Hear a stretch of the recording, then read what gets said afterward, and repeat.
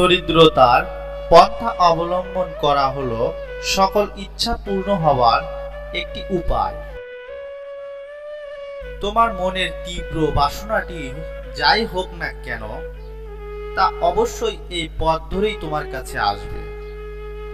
হোক তা কোনো সেনাবাহিনীর বিজয়, শত্রুর উপর জিত, সম্পত্তি দখল, কিংবা কোনো মানুষকে অধীনস্থ করা, অথবা কারো সঙ্গীর উপর শ্রেষ্ঠত্ব অর্জন করা, কিংবা কথা বলতে এবং লিখতে দক্ষতা অর্জন করা, কিংবা অন্য যে কোনো কিছু। যখন তুমি দারিদ্রতার পথ বেছে নেবে, এর সব কিছুই তোমার আয়ত্তে চলে আসবে।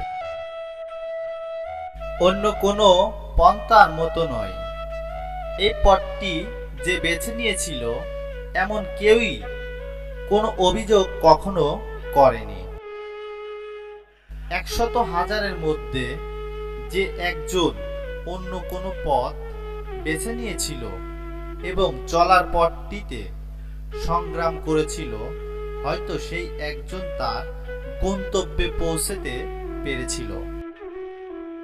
কিন্তু এমনকি সেই একজনও ছিল না পুরোপুরি পরিতৃপ্ত, কারণ লক্ষ্য কিংবা গন্তব্যে পৌঁছাতে প্রত্যেকটি চলার পথেই রয়েছে সেটির নিজস্ব বাঁক এবং মোচড়, এবং অভিষ্ট লক্ষ্যে পৌঁছা কেবল সেই বাঁক এবং মোচড় এর মাধ্যমেই সাধিত হতে পারে। সেই পথটি দীর্ঘ বিপদ ও প্রতিবন্ধকতা দ্বারা পূর্ণ, যেগুলো সেই বাঁকের কারণে হয় আবির্ভূত। একজনের জন্য তার গন্তব্যে পৌঁছাতে হতে পারে বাধার কারণ।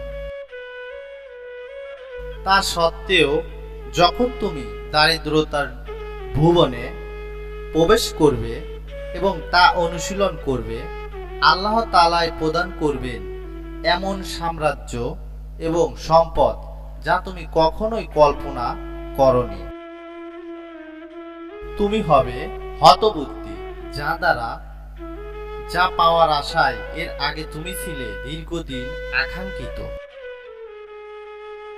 তুমি করে চিৎকার করে উঠে বলবে, আমি কি করে এমন সামান্য বস্তু চেয়েছিলাম, যখন এমনই বিস্ময়কর বস্তুটি ছিল বিদ্যমান। এখানে তথাপি আল্লাহ সর্বশক্তিমান বলেন, যদিও তুমি এমন জিনিসটির জন্য আর আকাঙ্ক্ষিত নও এবং এর প্রতি ঘৃণ ভাব পোষণ করছো, তবুও তোমার চিন্তার মাঝে তা কখনো অবশ্যই এসেছিল। কিন্তু আমাদের নিমিত্তে তুমি তা থেকে মুখ ফিরিয়ে নিয়েছিলে। আমাদের উদারতা হলো অসীম, অতএব অবশ্যই আমি তা করব, তোমার জন্য সহজেই অর্জনীয়। শেষ পর্যন্ত ভিডিওটি দেখার জন্য আপনাকে অনেক অনেক ধন্যবাদ। ভিডিওটি যদি ভালো লাগে অবশ্যই চ্যানেলটি সাবস্ক্রাইব করবেন এবং লাইক, কমেন্ট, শেয়ার করে আমাদের পাশে থাকবেন।